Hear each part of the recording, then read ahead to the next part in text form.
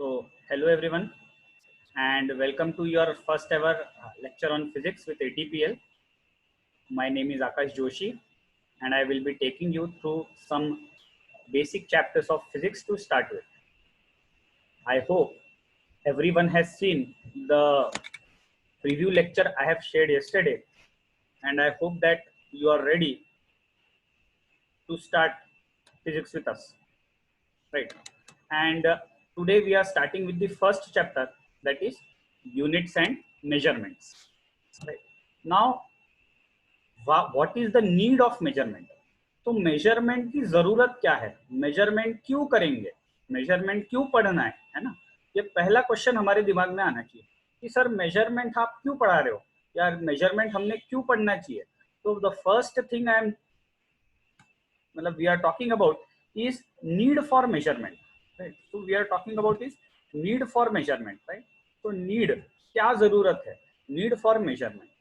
सो measurement कहाँ से आया? तो हमारा जो सब्जेक्ट है physics, it is a quantitative science. Now what do you mean by quantitative science?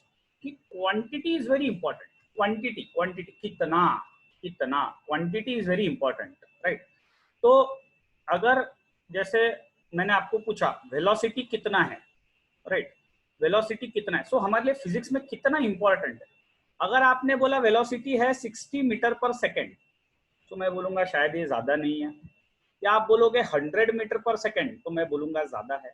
So physics में क्वांटिटी मैटर करती है. कि वेलोसिटी आपने बोला तो काम नहीं हुआ, ये बहुत जरूरी है कितना वेलोसिटी, 60 मीटर पर सेकेंड है वेलोसिटी, कि 100 मीटर पर सेकेंड है, कि हमारा वेलोसिटी 10 मीटर पर सेकेंड है, तो फिर 10 मीटर पर सेकेंड तो मैं बोलूंगा वेलोसिटी कम है, 100 मीटर पर सेकेंड है तो मैं शायद बोलूंगा वेलोसिटी ज्यादा है, right. So quantity is very important. तो फिजिक्स में क्वांटिटी का बहुत जरूरत है. क्वांटिटेटिव, क्वांटिटेटिव मतलब क्वांटिटी, क्वांटिटी मतलब हमारे सिंपल हिंदी भाषा में कितना कितना कितना है, कितना है, ठीक है. जैसे आप लोगों को पूछेंगे कि 10वीं में कितने मार्क्स मिले, 10th में आपको साइंस में कितने मिले, 10th में आपको मैथमेटिक्स में कितने मिले, कितना कितना बड़ा इंपॉर्टेंट है ना. तो वैसे ही फिजिक्स में कितना इज वेरी इंपॉर्टेंट, कितना. So quantity. अब मुझे क्वांटिटी कैसे पता चलेगी? जब हम एक्यूरेट मेजरमेंट करेंगे. क्वांटिटी कैसे पता चलेगी, कितना है ये कैसे पता चलेगा? जब हम मेजरमेंट करेंगे, गिनेंगे तो कितना है ये पता चलेगा.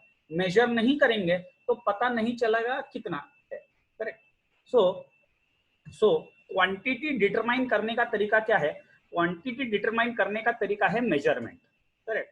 अभी मैं आपको एक सिंपल एग्जांपल देता हूँ. अगर हम लोग सब्जी खरीदने जा रहे हैं, राइट, अगर मुझे 1 किलो आलू लेना है या 2 किलो आलू लेना है, ये कैसे डिसाइड होता है 1 किलो लेना है या 2? तो मेजर करके हम लोग लेते हैं. तो जो हमारा सब्जी बेचने वाला होता है उसके बाद एक वेइंग स्केल होता है, या तो वो हाथ में पकड़ने वाला वेइंग स्केल होता है, या तो फिर वो आजकल डिजिटल वाला वेइंग स्केल आ गया है वो होता है. पर 2 किलो आलू लिया या 1 किलो आलू लिया, ये कैसे डिसाइड होगा? क्वांटिटी. फिर से 1 किलो या 2 किलो, ये क्या है? It is mass of potato, mass of potato, potato का मास, राइट. और ये कैसे पता चलेगा कि हम लोग 1 kg लिए कि 2 kg लिए? क्वांटिटी बड़ा इंपॉर्टेंट है. सो क्वांटिटी हम लोग गिन के लेते हैं. तो गिनना मतलब मेजरमेंट, करेक्ट. गिन के लेते हैं, वो हमको तोल के देता है तराजू में, या जो आजकल डिजिटल वेइंग मशीन आ गया है उस पर. सो मेजरमेंट करना बहुत जरूरी है, राइट. सो फिजिक्स में क्वांटिटी बड़ा इंपॉर्टेंट है, इसलिए मैंने फर्स्ट पॉइंट में बोला है physics is a quantitative science. और क्वांटिटी मुझे कैसे पता चलेगा? मुझे क्वांटिटी तभी पता चलेगा जब हम मेजरमेंट करेंगे. अच्छा, किसको मेजर करेंगे? तो हम लोग मेजर करेंगे फिजिकल क्वांटिटीज को. What we are going to measure is we are going to measure physical quantities. फिर आप मुझे पूछोगे सर फिजिकल क्वांटिटीज मतलब क्या? ऐसी क्वांटिटीज जिसको हम फील कर सकते हैं, they are called as physical quantities, right. Physical quantities कैसे कौन कौन सी होती है? Length, mass, time, temperature etcetera, these are all physical quantities, ठीक है. तो यहाँ पे अगर मैं रिवाइज करवाऊँ, so I would like to say कि physics is a quantitative science. इसका मतलब फिजिक्स में क्वांटिटी कितना ये important, correct. 10 metre per second है, 60 मीटर पर सेकंड है, 100 मीटर पर सेकंड है, ये इंपॉर्टेंट. उसके बाद क्वांटिटी कैसे मेजर करेंगे? सो क्वांटिटी कैसे पता चलेगी? क्वांटिटी हमको तभी पता चलेगी जब हम एक्यूरेट मेजरमेंट करेंगे. 1 किलो आलू लाए कि 2 किलो आलू लाए, ये कैसा पता चलेगा? वो मेजरमेंट होता है, करेक्ट. सब्जी वाला हमको जितने टोकनी में आलू निकाले पूरे के पूरे सब्जी वाला हमको दे नहीं देता, वो हमको मेजर करके देता है, तराजू में गिन के देता है, या डिजिटल वेइंग स्केल में वो हमको गिन के देता है। करेक्ट। सो मेजरमेंट से क्वांटिटी का पता चलता है। किसको मेजर करते हैं? तो हम लोग फिजिकल क्वांटिटीज को मेजर करते हैं। फिजिकल क्वांटिटीज कौन कौन सी होती है? फिजिकल क्वांटिटीज वो क्वांटिटीज होती है जिसको हम फील कर सकते हैं, जिसको हम देख सकते हैं, जिसको हम महसूस कर सकते हैं, वो फिजिकल क्वांटिटीज होती है। मैंने कुछ एग्जांपल्स यहाँ पे दिए फिजिकल क्वांटिटीज के, like length, mass, time and temperature. Right, okay. उसके बाद नेक्स्ट चीज पे हम लोग आ रहे हैं कि ठीक है सर, अभी मेजरमेंट तो करना है क्योंकि क्वांटिटी डिटरमाइन करना है, पर मेजरमेंट करने का तरीका क्या है? तो अच्छा, मेजरमेंट किसका करते हैं? मेजरमेंट करते हैं फिजिकल क्वांटिटी का। तो अगर मुझे किसी भी फिजिकल क्वांटिटी को मेजर करना है, अगर मुझे किसी भी फिजिकल क्वांटिटी को मेजर करना है, तो मुझे दो चीजों की मदद लेनी पड़ती है, एक नंबर की और एक यूनिट की। तो मेजरमेंट करने के लिए मुझे दो लोगों की मदद लेनी पड़ती है। मेजरमेंट के लिए मुझे एक नंबर चाहिए और एक यूनिट चाहिए। मैं आपको एग्जांपल देता हूँ। जैसे आपने बोला लेंथ इज 5 मीटर, जैसे आपने बोला लेंथ इज 5 मीटर, 5 क्या हुआ? 5 हुआ नंबर। 5 क्या हुआ? 5 हुआ नंबर। ठीक है, एक चीज हमको लगती है नंबर, तो 5 क्या हुआ? 5 हुआ नंबर। और m क्या है? m क्या है? m है यूनिट। तो लेंथ मेजर करने के लिए मैंने लेंथ मेजर की, और लेंथ कितनी आई? लेंथ आई 5 मीटर। 5 क्या है? नंबर। m मतलब मीटर। मीटर क्या है? मीटर को हम लोग बोलते हैं यूनिट। अब 5 मीटर का मतलब क्या हो गया? 5 मीटर का मतलब क्या हो गया? 5 मीटर का मतलब हो गया कि हमने जो लेंथ गिनी है वो 5 गुना है, 5 टाइम्स। किसका 5 टाइम्स? मीटर का। लेंथ अगर आपने मेजर की 5 मीटर, लेंथ अगर आपने मेजर की 5 मीटर, इसका मतलब क्या है? लेंथ 5 टाइम्स आई मीटर की। पर मीटर क्या है? Meter is called as the standard length. So standard length, correct. Meter को हम लोग क्या बोलते हैं? स्टैंडर्ड। अगर आपने मुझे बोला सर हमने लेंथ मेजर की है और हमारी लेंथ आई है 10 मीटर, तो मैं क्या बोलूंगा? 10 is number, meter is unit. 10 is number, meter is unit. ठीक है। और मीटर मतलब क्या? मीटर मतलब एक स्टैंडर्ड है। मीटर मतलब एक हमने फिक्स करके रखा है भाई, 100 सेंटीमीटर मतलब 1 मीटर, हमने फिक्स करके रखा है, यह वो हमारा स्टैंडर्ड है, स्टैंडर्ड लेंथ है। ठीक है, स्टैंडर्ड लेंथ है। ठीक है, सो स्टैंडर्ड लेंथ, करेक्ट। तो अगर आपने लेंथ गिना 5 मीटर, तो मैं बोलूंगा length is 5 times of meter, and what is meter? Meter is standard length. Similarly मैंने आपको पूछा टेम्परेचर, आपका रूम टेम्परेचर बताओ। सपोज अभी गर्मी के दिन है, तो आपने बोला सर मेरा रूम टेम्परेचर है 30 डिग्री सेल्सियस। इसका मतलब 30 क्या हुआ?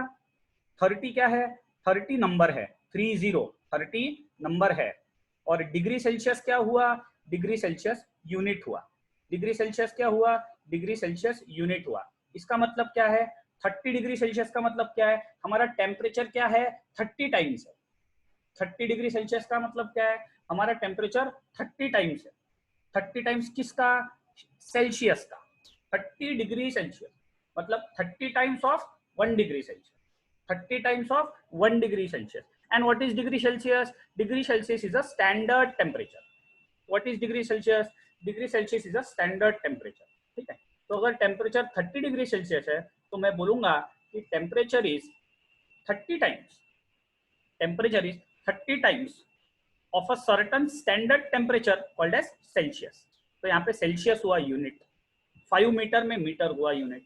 मैं आपको यहाँ पे एक और एग्जांपल देता हूँ। अगर मैं बोलता हूँ मास है 5 kg, अगर मैं आपको एक और एग्जांपल देता हूँ, मैं बोलता हूँ मास इज 5 kg। 5 क्या है? 5 है नंबर। ठीक है, तो 5 जगह नहीं है तो मैं, हाँ 5 क्या है? 5 है नंबर, करेक्ट। और केजी क्या है?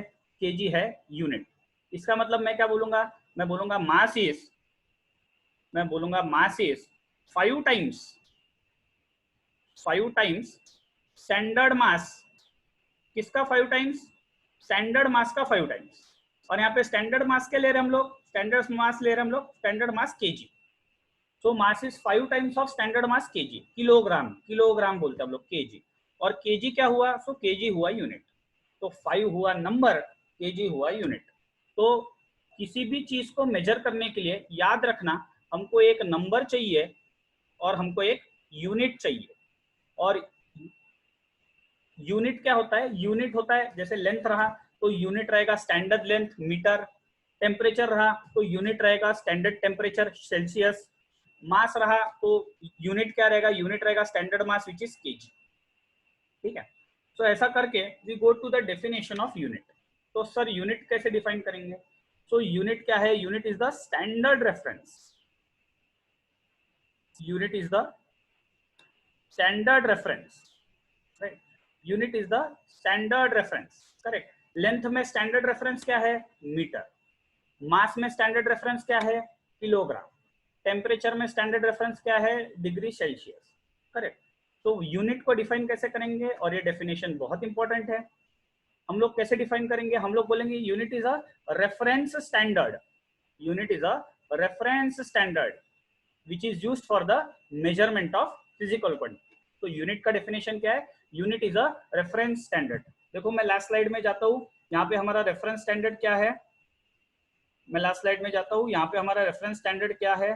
तो अगर मैं लेंथ गिन रहा हूँ तो हमारा रेफरेंस स्टैंडर्ड है मीटर, मतलब यूनिट है मीटर, मतलब हमारा स्टैंडर्ड लेंथ है मीटर। स्टैंडर्ड टेम्परेचर क्या है? सो स्टैंडर्ड टेम्परेचर है हमारा डिग्री सेल्सियस, एंड स्टैंडर्ड मास कितना है? केजी। तो ये सब यूनिट, मीटर यूनिट है, सेल्सियस यूनिट है, केजी यूनिट है। इसका मतलब ये सब क्या है? ये सब है रेफरेंस स्टैंडर्ड। तो यूनिट का डेफिनेशन क्या है? Unit is a reference standard. जैसे लेंथ के लिए रेफरेंस स्टैंडर्ड है मीटर, ठीक है। तो मैं यहाँ पे लिखता हूँ, कि लेंथ मेजर करना है तो what is the reference standard? मैं शॉर्ट में लिखता हूँ रेफ एसटीडी। रेफ एसटीडी मतलब रेफरेंस स्टैंडर्ड। सो लेंथ का रेफरेंस स्टैंडर्ड क्या है? लेंथ का रेफरेंस स्टैंडर्ड है मीटर, ठीक है। लेंथ का रेफरेंस स्टैंडर्ड है मीटर। उसके बाद मास गिनना है, मास मेजरमेंट करना है, मास का मेजरमेंट करना है, तो उसके लिए रेफरेंस स्टैंडर्ड क्या है? तो उसके लिए रेफरेंस स्टैंडर्ड है केजी, करेक्ट। केजी का मतलब है किलोग्राम, केजी का मतलब है किलोग्राम, ठीक है। केजी का मतलब है किलोग्राम। उसके बाद अगर मुझे टाइम मेजर करना है, तो टाइम के लिए हम लोग रेफरेंस स्टैंडर्ड क्या लेते हैं? टाइम के लिए हमारा रेफरेंस स्टैंडर्ड है सेकंड। तो ये सब मीटर, किलोग्राम, सेकंड, ये सारी चीजें क्या है? ये हो गई unit, these are called as unit. और ये लेंथ, मास, टाइम, इन चीजों को मैं क्या बोलूंगा? These are the physical quantities, these are the physical quantities, these are the physical quantities, ठीक है। सो फिजिकल क्वांटिटीज को मेजर करने के लिए जो रेफरेंस स्टैंडर्ड यूज करते हैं उसको यूनिट बोलते हैं। So the reference standard used for the measurement of physical quantity is called as unit. तो लेंथ एक फिजिकल क्वांटिटी है, इसका रेफरेंस स्टैंडर्ड है मीटर। अब आपको मीटर नहीं लेना तो आप सेंटीमीटर भी ले सकते हो, ऐसा कोई कंपल्शन नहीं। क्योंकि कुछ लोगों के मन में, जैसे मैं ये पढ़ा रहा हूँ, कुछ लोगों के मन में सवाल आ सकता है, सर लेंथ के लिए मीटर ही क्यों, सेंटीमीटर क्यों नहीं? आपको मीटर नहीं लेना है तो आप सेंटीमीटर भी ले सकते हो। तो आपका यूनिट क्या हुआ? आपका यूनिट हुआ सेंटीमीटर, क्योंकि आपने रेफरेंस स्टैंडर्ड किसको लिया? सेंटीमीटर को लिया। मैंने लेंथ के लिए रेफरेंस स्टैंडर्ड को किसको लिया? मीटर को लिया, इसलिए मेरा यूनिट क्या हुआ? मीटर हुआ। हो सकता है कोई और बंदा लेंथ का स्टैंडर्ड रेफरेंस फीट ले, फुट है ना, हम लोग होता है 2 फुट, 4 फुट, 6 फुट, 8 फुट, ठीक है। तो अगर आपने फुट लिया तो फुट आपका रेफरेंस स्टैंडर्ड हुआ। तो ऐसा कुछ कंपल्शन नहीं है कि लेंथ के लिए मीटर ही लेना है। अगर मीटर की जगह सेंटीमीटर लिया तो आपका यूनिट सेंटीमीटर हुआ, अगर आपने फुट लिया तो आपका फुट हो गया, ठीक है। तो इट डिपेंड्स, अलग अलग। जैसे मैंने यहाँ पे मास के लिए किलोग्राम लिया है तो मेरा यूनिट हुआ किलोग्राम। हो सकता है आप लोग एक ग्राम, तो ग्राम हो गया आपका यूनिट, क्योंकि gram is a reference standard आपके लिए, ठीक है। तो ऐसा जरूरी नहीं है कि यही लेना है करके, ये आपकी इच्छा है, आप क्या लेना चाहते हैं, ठीक है। ये मैंने सिर्फ एक एग्जाम्पल के तौर पे आपको बताया है। सो डेफिनेशन ऑफ यूनिट लेकिन बहुत इंपॉर्टेंट है, it is reference standard used for the measurement of physical quantity, ठीक है। आई होप ये सबको समझ में आया है। उसके बाद प्रॉपर्टीज ऑफ यूनिट, यूनिट के क्या प्रॉपर्टीज होने चाहिए? तो जैसे हम लोग बोलते हैं ना, आदर्श विद्यार्थी, ऐसा हम लोग बोलते हैं आइडियल स्टूडेंट, अच्छे स्टूडेंट की क्या प्रॉपर्टीज होनी चाहिए? तो अच्छे स्टूडेंट की हम लोग प्रॉपर्टीज बोलते हैं कि जो रोज क्लास में आएगा, जो रोज होमवर्क करेगा, जो कभी होमवर्क करने में चीटिंग नहीं करेगा, होमवर्क टाइम पे सबमिट करेगा, सारे एग्जाम में अपीयर होगा, सारे एग्जाम में फुल के फुल मार्क्स लेगा। ये आपकी बात नहीं कर रहा हूँ मैं, ये किसकी बात कर रहा हूँ मैं? आइडियल स्टूडेंट की बात कर रहा हूँ। These are properties of an ideal student. वैसे ही हम लोग यूनिट के बारे में बोलते हैं कि यूनिट के क्या कैरेक्टरिस्टिक होने चाहिए या अच्छे यूनिट के क्या प्रॉपर्टीज होने चाहिए। तो good unit should have the following properties. क्या क्या? सबसे पहले unit should be easily available. ऐसा यूनिट मत सिलेक्ट करना कि जो अवेलेबल ही नहीं है या जो इजीली मिलता नहीं। करेक्ट। सो यूनिट का पहला प्रॉपर्टी क्या होना चाहिए? A unit should be easily available. दूसरा, unit should be invariable. Invariable मतलब, इनवेरिएबल मतलब वो वेरी नहीं होना चाहिए। इनवेरिएबल मतलब वो वेरी नहीं होना चाहिए। किसके साथ वेरी नहीं होना चाहिए? स्पेस। स्पेस मतलब डिस्टेंस के साथ। स्पेस का मतलब यहाँ पे डिस्टेंस है ना, बुकिश वर्ड है स्पेस। स्पेस का मतलब डिस्टेंस होता है। तो किसके साथ वेरी नहीं होना चाहिए? डिस्टेंस के साथ वेरी नहीं होना चाहिए और टाइम के साथ वेरी नहीं। करेक्ट। तो वो वेरी नहीं होना चाहिए। इनवेरिएबल, इनवेरिएबल का मतलब इट शुड नॉट चेंज या it should not very with space and time. Space का मतलब डिस्टेंस, डिस्टेंस एंड टाइम। तीसरा पॉइंट जो आजकल बहुत इंपॉर्टेंट है कि वो it should be universally accepted. It should be universally accepted. आप मतलब जो आपने यूनिट निकाला है वो सबको एक्सेप्टेबल होना चाहिए, यूनिवर्सली एक्सेप्टेड। ठीक है। दूसरा बात, जो यूनिट है वो रिप्रोड्यूसेबल होना चाहिए। रिप्रोड्यूसेबल मतलब ऐसा यूनिट नहीं होना चाहिए जिसको आपने इस्तेमाल कर दिया और वो खत्म हो गया, उसके बाद वो अवेलेबल ही नहीं, ऐसा नहीं होना चाहिए। इट शुड बी रिप्रोड्यूसेबल, वो बार बार यूज करना आना चाहिए। And it should be not perishable. Not perishable मतलब, पेरिशेबल मतलब खत्म नहीं हो जाना कि भाई अभी खत्म हो गया, अभी अवेलेबल नहीं है। ठीक है, खत्म हो गया, ऐसा नहीं होना चाहिए। तो पेरिशेबल नहीं होना चाहिए और रिप्रोड्यूसेबल होना चाहिए। Correct. These are properties of a good unit. जैसे हम लोग एक बोलते हैं आदर्श विद्यार्थी, ऐसा ऐसा होना चाहिए, वैसे ये यूनिट के 4 प्रॉपर्टीज है। अच्छे यूनिट के लिए ये 4 प्रॉपर्टीज बहुत एसेंशियल है। तो यूनिट सिलेक्ट करते हो, जैसे मैंने आपको पिछले स्लाइड में बताया था, मीटर लोगे, सेंटीमीटर लोगे कि फुट लोगे, लेंथ को मेजर कर, है ना। लेंथ मेजर करने के लिए मेरे पास अलग अलग यूनिट है। मेरे पास सेंटीमीटर है, मेरे पास मीटर है, मेरे पास फुट है, मेरे पास लेंथ मेजर करने के बहुत सारी यूनिट्स है। पर मैंने कौन सा सिलेक्ट करना चाहिए? मीटर, सेंटीमीटर, फुट, ये वो कैसे कैसे सिलेक्ट करिए? ये 4 पॉइंट्स आपको फॉलो, ये 4 पॉइंट्स आपको फॉलो करने यूनिट सिलेक्ट करने में कि मीटर, सेंटीमीटर, फुट लेना है, क्या लेना है। ये 4 पॉइंट्स को मद्देनजर रखते हुए आपको डिसीजन लेना है कि वो इजीली अवेलेबल होना चाहिए, वो चेंज नहीं होना चाहिए टाइम और डिस्टेंस के साथ, वो यूनिवर्सली एक्सेप्टेड होना चाहिए, वो रिप्रोड्यूसेबल होना चाहिए और वो पेरिशेबल, मतलब ऐसा नहीं कि भाई आज यूज हो गया कल खत्म हो गया, ऐसा नहीं होना चाहिए। करेक्ट। तो these are properties of good unit. उसके बाद सबसे इंपॉर्टेंट, सिस्टम ऑफ यूनिट्स। अब सिस्टम ऑफ यूनिट्स में जाने के पहले यूनिट का मैं आपको एक पॉइंट बता रहा हूँ। जो हमारे यूनिट्स होते हैं, यूनिट के बारे में मैं आपको पॉइंट बता रहा हूँ। जो हमारे यूनिट्स होते हैं वो 2 टाइप के होते हैं। There are 2 types of units. कौन कौन से?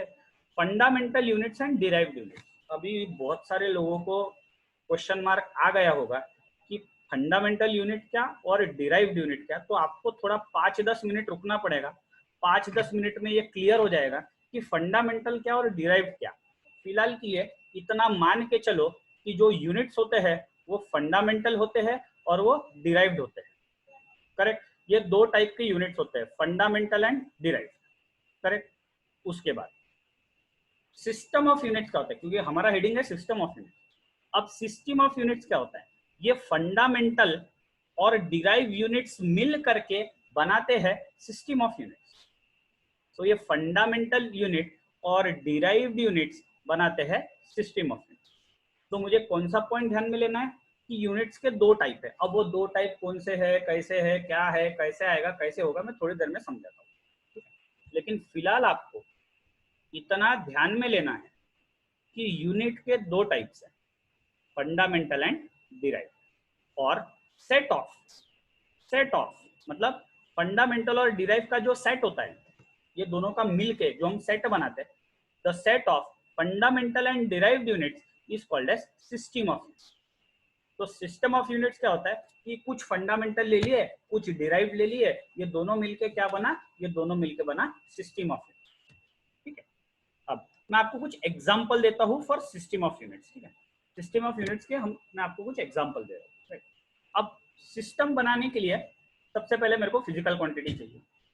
फिजिकल क्वांटिटी सिलेक्ट करना बहुत जरूरी है, कोई मेरा सिस्टम ऑफ यूनिट्स बनेगा। तो मैंने 3 फिजिकल क्वांटिटी सिलेक्ट किया, लेंथ, मास, टाइम। तो यहाँ पे लेंथ मास टाइम क्या है, लेंथ मास टाइम है फिजिकल क्वांटिटीज। ठीक है, अब ये पहला सिस्टम ऑफ यूनिट है सीजीएस। सीजीएस सीजीएस सिस्टम में एल मतलब लेंथ, अभी मैं लेंथ को एल बोल रहा हूँ, मास को एम बोल रहा हूँ, टाइम को टी बोल रहा हूँ। ठीक है, लेंथ को एल बोल रहा हूँ, मास को एम बोल रहा हूँ, टाइम को टी बोल रहा हूँ। अब यहाँ पे सीजीएस सिस्टम ऑफ पहला सिस्टम ऑफ यूनिट, तो ये अलग अलग सिस्टम ऑफ यूनिट्स में आपको दिखा रहा हूँ, ये एग्जांपल्स है सिस्टम ऑफ यूनिट्स के। तो पहला सिस्टम ऑफ यूनिट जो मैं ले रहा हूँ वो है सीजीएस। पहला सिस्टम ऑफ यूनिट जो मैं ले रहा हूँ वो है सीजीएस।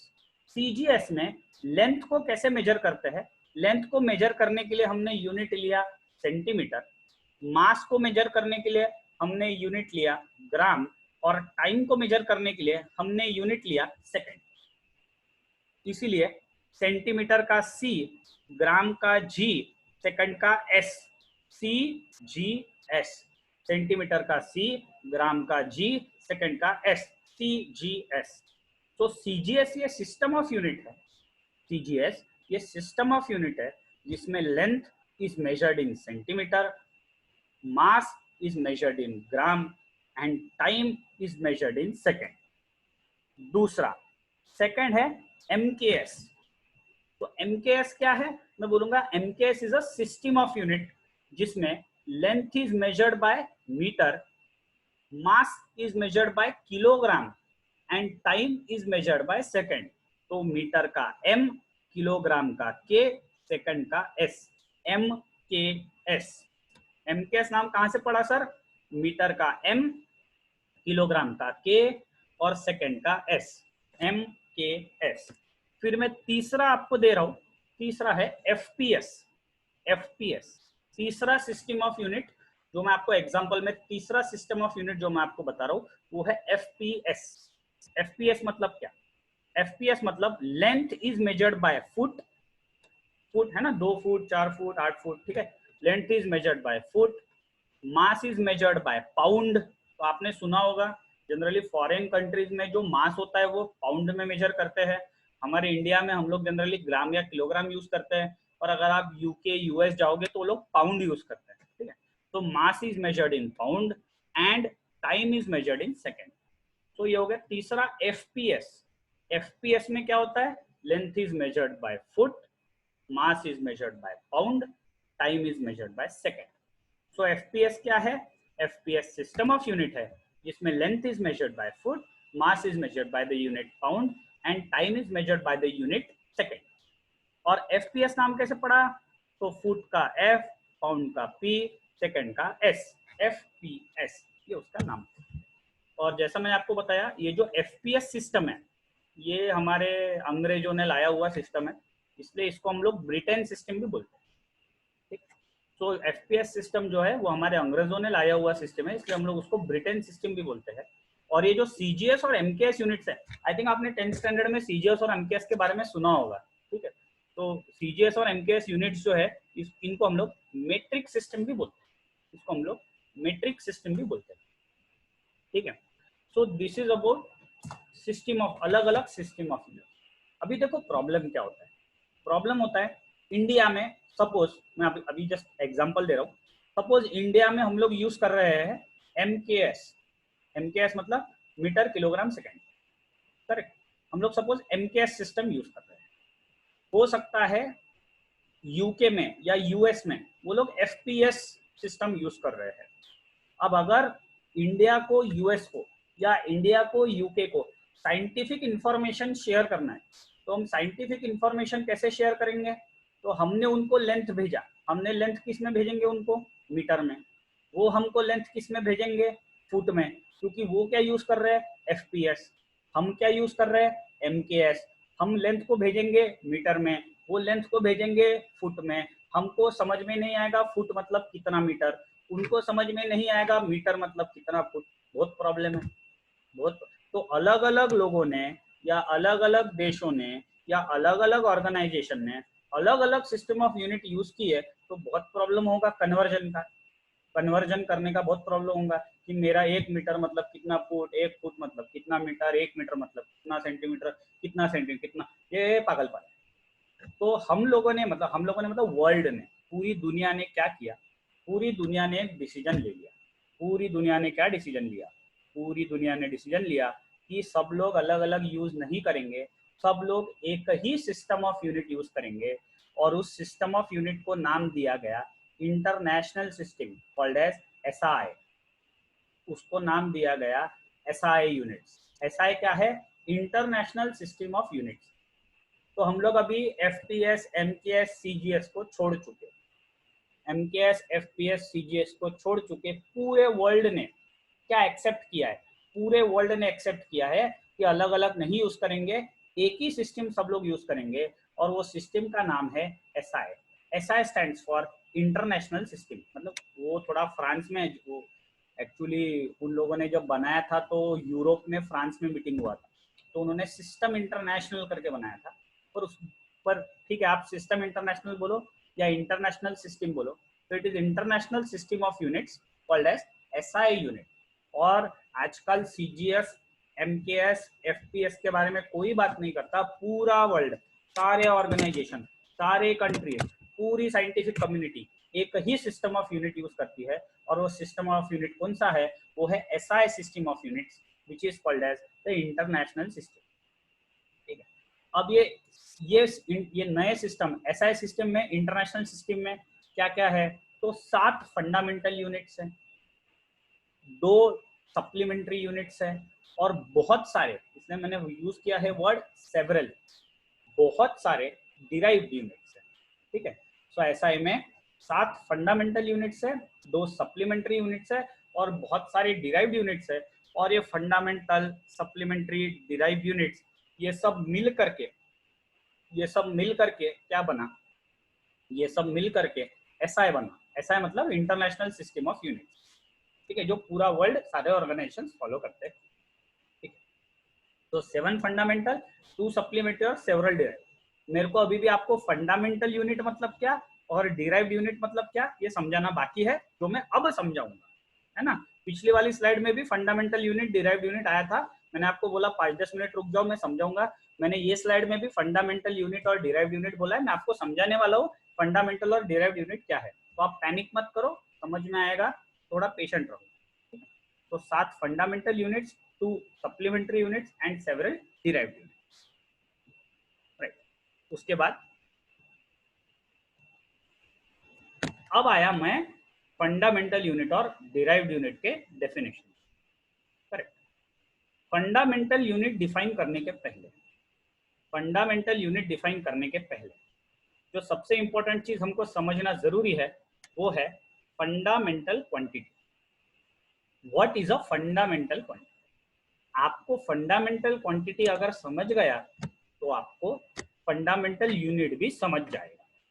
अगर आपको फंडामेंटल क्वांटिटी समझ गया तो आपको फंडामेंटल यूनिट भी समझ जाएगा।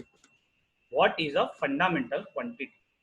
ऐसे फिजिकल क्वांटिटी, ऐसे फिजिकल क्वांटिटी जो दूसरों पे डिपेंड नहीं करते, मेजरमेंट के लिए जो दूसरों पे डिपेंड नहीं करते, हम उनको बोलते हैं फंडामेंटल क्वांटिटी। तो फिर से फंडामेंटल क्वांटिटी क्या है, ऐसे फिजिकल क्वांटिटी जो दूसरों पे डिपेंड नहीं करते for their measurement are called as fundamental quantity. मैंने यहाँ पे डेफिनेशन लिख के रखा है, physical quantities which do not depend, दूसरों पे डिपेंडेंट नहीं है, do not depend on other physical quantities, दूसरों पे डिपेंड नहीं करते for their measurement. Physical quantities which do not depend on other physical quantities for their measurement are called as fundamental quantities. Homework करने के लिए अगर आप आपके दोस्तों पे डिपेंड नहीं करते तो आप हो गए फंडामेंटल क्वांटिटी। होमवर्क के लिए अगर आप आपके दोस्तों पे डिपेंड नहीं करते तो आप मेरे डेफिनेशन में हो गए फंडामेंटल क्वांटिटी, क्योंकि आप ऐसे फिजिकल क्वांटिटी हो जो दूसरे फिजिकल क्वांटिटी पे डिपेंड नहीं करते मेजरमेंट। तो physical quantities which do not depend on other physical quantities for their measurements are called as fundamental quantities, correct. और ऐसे यूनिट्स, और खत्म नहीं हुआ अभी, ऐसे यूनिट्स जो फंडामेंटल क्वांटिटीज को मेजर करते हैं, ऐसे यूनिट्स जो फंडामेंटल क्वांटिटीज को मेजर करते हैं, they are called as fundamental units. तो मैं कैसे एक्सप्लेन करूंगा किसी को फंडामेंटल यूनिट मतलब क्या? तो मैं बोलूंगा फंडामेंटल यूनिट वो यूनिट है जो फंडामेंटल क्वांटिटी को मेजर करते हैं। तो fundamental units are units which are used to measure fundamental quantity. अब फंडामेंटल क्वांटिटी क्या है? Fundamental quantity are those physical quantity which do not depend on other physical quantities for their measurement. ठीक है, ये हो गया फंडामेंटल यूनिट। उसके बाद एसआई में कितने फंडामेंटल यूनिट है? एसआई में कितने फंडामेंटल यूनिट है? एसआई में टोटल 7 फंडामेंटल यूनिट है। कौन कौन से 7 फंडामेंटल यूनिट है? तो सबसे पहले 7 फंडामेंटल यूनिट मतलब 7 फंडामेंटल क्वांटिटी होंगे। तो मास ये फंडामेंटल क्वांटिटी है, क्योंकि मास गिनने के लिए किसी और पे हम डिपेंड नहीं करते। So mass is a fundamental quantity. Length is a fundamental quantity, क्योंकि लेंथ गिनने के लिए किसी और की मदद नहीं लगती, तो length is a fundamental. Time is a fundamental quantity. Current is a fundamental quantity. Temperature is a fundamental quantity. Amount of substance is a fundamental quantity and luminous intensity is fundamental quantity. तो SI unit में, SI unit है ना, हम लोग SI system international हम लोग को पढ़ते हैं। और एसआई में कितने फंडामेंटल यूनिट्स है? एसआई में टोटल 7 फंडामेंटल यूनिट है। वो यूनिट कौन कौन से है? सबसे पहले 7 फंडामेंटल यूनिट है तो 7 फंडामेंटल क्वांटिटीज होनी चाहिए। वो 7 फंडामेंटल क्वांटिटीज कौन से है? वो है लेंथ, मास, टाइम, करंट। अच्छा, ये करंट कौन सा है? ये करंट है इलेक्ट्रिक करंट, जो हमारे घर के वायरों में चल रहा है, इलेक्ट्रिक करंट। हाँ, विंड करंट, वाटर करंट, कोई फालतू का करंट मत लेना। It is electric current, electric, electron से आने वाला करंट, इलेक्ट्रिक करंट। ठीक है, इलेक्ट्रिक करंट। उसके बाद टेम्परेचर, अभी बाहर बहुत गर्मी चालू हो गई है तो आपको अमाउंट ऑफ सब्सटेंस, कितना अमाउंट ऑफ सब्सटेंस हमने लिया है, और ल्यूमिनस इंटेंसिटी। ये 7 फंडामेंटल क्वांटिटीज है। और इन 7 फंडामेंटल क्वांटिटीज के 7 यूनिट कौन से है? तो मास का यूनिट है किलोग्राम, केजी। तो हम लोग पूरे फिजिक्स में एंड तक हम लोग क्या यूज करने वाले? हम लोग एसआई यूज करने वाले। और जब जब मास आएगा आपने उसको किस में लेना है? किलोग्राम, केजी में लेना है। अगर लेंथ आएगा तो आपको उसमें किस में लेना है? मीटर में लेना है, डिनोटेड बाय एम। टाइम आया, आवर में, मिनट में नहीं लेना है, टाइम हमको किस में लेना है? सेकंड में। और ये पूरे फिजिक्स में एंड तक हम लोग एसआई यूनिट यूज करते हैं। तो मास आया तो किलोग्राम, लेंथ आया तो मीटर, टाइम आया तो सेकंड यूज करेंगे, इलेक्ट्रिक करंट आया तो एम्पियर, टेम्परेचर आया तो केल्विन, डिग्री सेल्सियस नहीं, डिग्री फ़ारेनहाइट नहीं, केल्विन यूज करते हैं। अमाउंट ऑफ सब्सटेंस के लिए मोल, आप जब केमिस्ट्री पढ़ोगे तो यह मोल बहुत बार आएगा वहां पे, मोल। और एक नया यूनिट है luminous intensity which is candela. तो ल्यूमिनस मतलब लाइट का इंटेंसिटी, और लाइट के इंटेंसिटी को हमने फंडामेंटल क्वांटिटी बोला है। और लाइट का जो इंटेंसिटी है इसका यूनिट है candela. Candela is denoted by CD. Mole is denoted by small MOL. Kelvin, kelvin क्योंकि साइंटिस्ट का नाम है इसलिए कैपिटल के। एम्पियर भी साइंटिस्ट का नाम है इसलिए एम्पियर के लिए कैपिटल। जब जब साइंटिस्ट का नाम आता है कैपिटल लेटर आएगा, साइंटिस्ट का नाम नहीं है स्मॉल लेटर आएगा। सेकंड, किसी साइंटिस्ट का नाम नहीं है इसलिए स्मॉल एस। मीटर, साइंटिस्ट का नाम नहीं है इसलिए स्मॉल है। किलोग्राम, किलोग्राम किसी साइंटिस्ट का नाम नहीं है, सो स्मॉल के। ठीक है, तो ये 7 क्वांटिटीज है और ये 7 यूनिट है। और हम लोग फिजिक्स में किसको फॉलो करेंगे? फिजिक्स में हम एसआई को फॉलो करेंगे। एसआई मतलब सिस्टम इंटरनेशनल। सिस्टम इंटरनेशनल में 7 फंडामेंटल क्वांटिटी है और ये उसके 7 यूनिट है। Very very important. आई होप आपको फंडामेंटल यूनिट समझ में आया है। फंडामेंटल यूनिट का मैंने डेफिनेशन करवाया और ये 7 फंडामेंटल यूनिट करवाया। अब हमको सप्लीमेंट्री यूनिट करना है, पर सप्लीमेंट्री यूनिट करने के पहले मैं आपको डिराइव्ड यूनिट करवा दूं। अब फंडामेंटल में हमने क्या बोला था? फंडामेंटल में हमने ये बोला था कि फिजिकल क्वांटिटी जो दूसरों पे डिपेंड नहीं करते वो फंडामेंटल। तो डिराइव में क्या बोलेंगे, डिराइव क्या है, डिराइव वो क्वांटिटीज है, डिराइव्ड वो क्वांटिटीज है, डिराइव वो फिजिकल क्वांटिटीज है जो दूसरों पे डिपेंड करते हैं। तो फिजिकल क्वांटिटीज अगर दूसरों पे डिपेंड नहीं करते, फंडामेंटल। फिजिकल क्वांटिटीज जो दूसरों पे डिपेंड करते हैं, डिराइव्ड यूनिट्स, डिराइव्ड क्वांटिटीज।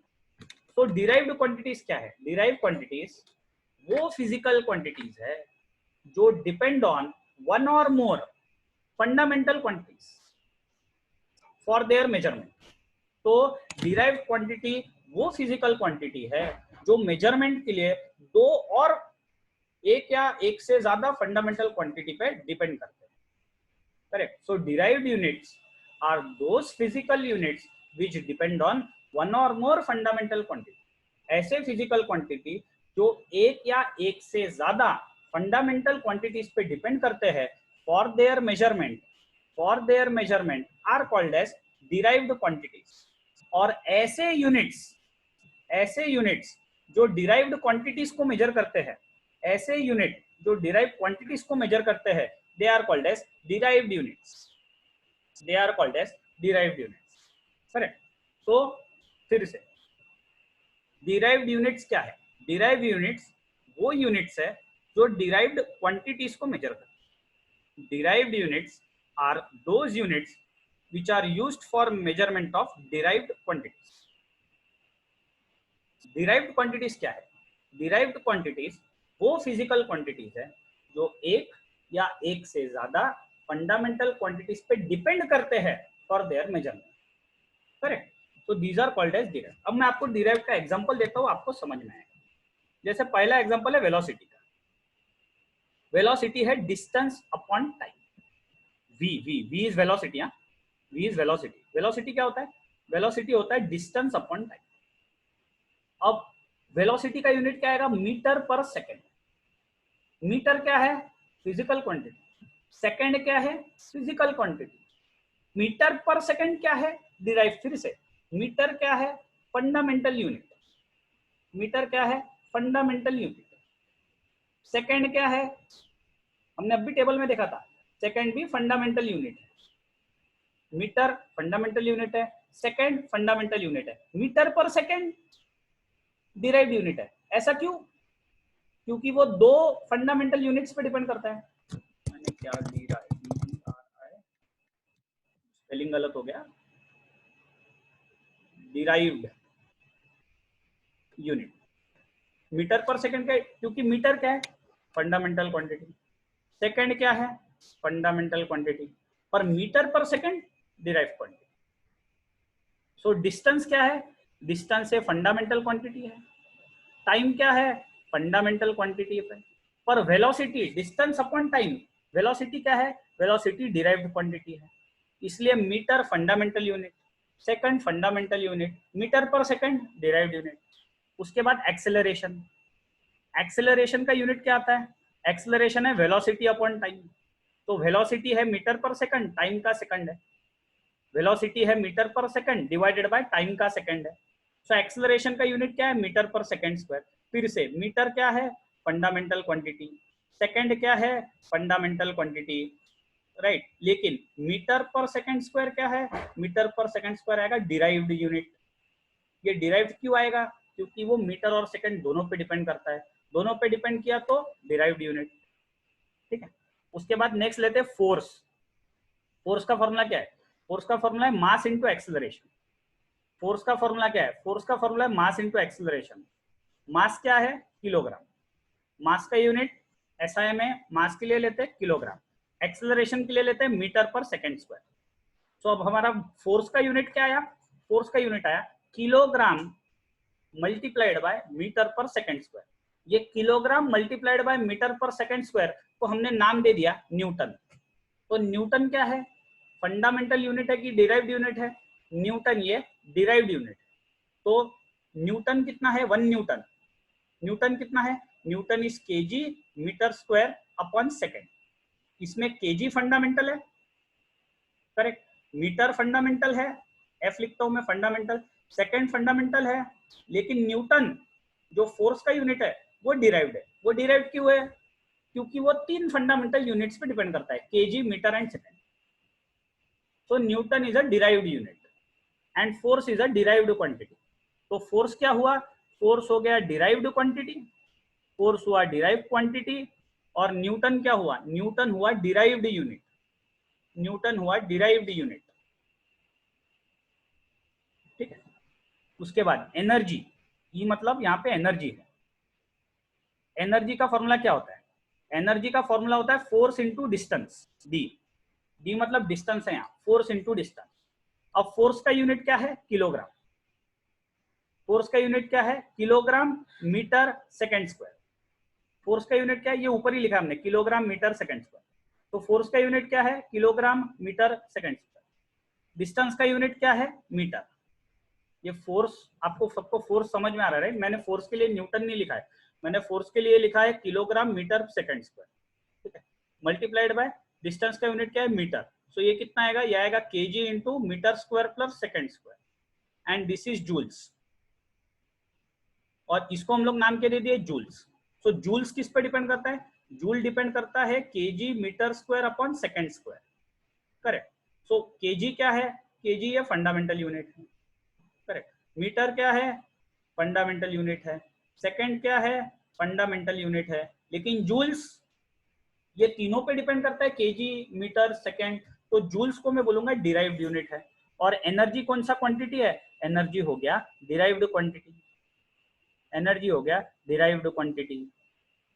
और ये जो यूनिट लिखा है मैंने, जे, जे मतलब जूल्स. जूल्स कौन सा यूनिट हो गया, जूल्स हो गया derived unit, derived unit joules. Energy का यूनिट जूल्स, ये डिराइव्ड यूनिट हो गया. ये मैंने कुछ एग्जांपल दिए, ऐसे बहुत सारे एग्जांपल्स हम लोग ले सकते हैं. ठीक है, ऐसे बहुत सारे एग्जांपल्स हम लोग ले सकते हैं. And many more. तो होपफुली आपको फंडामेंटल और डिराइव्ड में फर्क समझ में आया है. फंडामेंटल में किसी पे डिपेंडेंस नहीं है, डिराइव्ड में एक या एक से ज्यादा क्वांटिटी पे डिपेंडेंस है, ये डिराइव्ड है. करेक्ट. और बीच में हमारा सप्लीमेंट्री यूनिट रह गए थे. तो एसआई में 2 सप्लीमेंट्री यूनिट्स होते हैं. ठीक है. In SI you have 2 supplementary units. 2 कौन से होते हैं, एक होता है एंगल, इसको हम लोग प्लेन एंगल भी बोलते हैं, इसको हम लोग प्लेन एंगल भी बोलते हैं. और दूसरा होता है सॉलिड एंगल. प्लेन एंगल का यूनिट हम लोग लेते हैं रेडियन, डिनोटेड बाय आरएडी. तो ऐसा यूनिट में एंगल का यूनिट क्या है, एंगल का यूनिट या प्लेन एंगल का यूनिट है रेडियन, आरएडी. और एक होता है सॉलिड एंगल. सॉलिड एंगल को हम लोग 3D एंगल भी बोलते हैं, 3D एंगल भी बोलते हैं. और सॉलिड एंगल का यूनिट होता है स्टेरेडियन, एसआर. सॉलिड एंगल का यूनिट होता है स्टेरेडियन, एसआर. अब ये डायग्राम है प्लेन एंगल का, यस आप सिर्फ एंगल भी बोल सकते हो. ये डायग्राम है प्लेन एंगल का, ये डायग्राम है सॉलिड एंगल का. ठीक है. अब प्लेन एंगल मेजर करने के लिए मैंने कर्व लिया है, ये कर्व दिख रहा है क्या सबको, I just change the colour of marker. ये कर्व दिख रहा है आपको, ये कर्व का लेंथ क्या है, ये कर्व का लेंथ है ds. और ये कर्व का रेडियस कितना है, ये कर्व का रेडियस है r. तो मैं डी थीटा को क्या बोलता हूँ, मैं डी थीटा को बोलता हूँ D theta is the plane angle. और ये प्लेन एंगल का फॉर्मूला क्या है, ds by, so D theta, plane angle D theta is given by ds by r. जहां पे ds क्या है, ds is the curved surface. ds क्या है, ds ये कर्व है, लेंथ ऑफ कर्व. तो ds क्या है, ds is the length of curve. ये जो कर्व है उसका ये लेंथ है, लेंथ ऑफ कर्व ds है.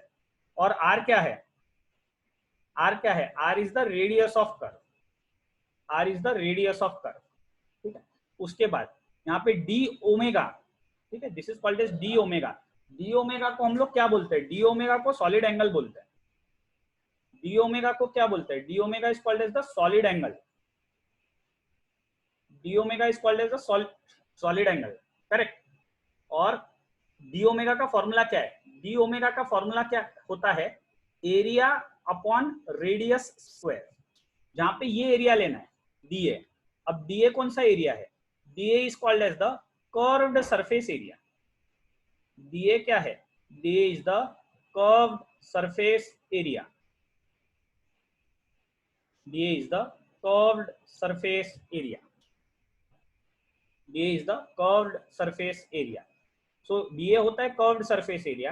Curved surface area divided by radius का स्क्वायर, ये होता है हमारा सॉलिड एंगल डी ओमेगा, और ये डी ओमेगा मतलब ये वाला एंगल है which is subtended by the curved surface at the centre.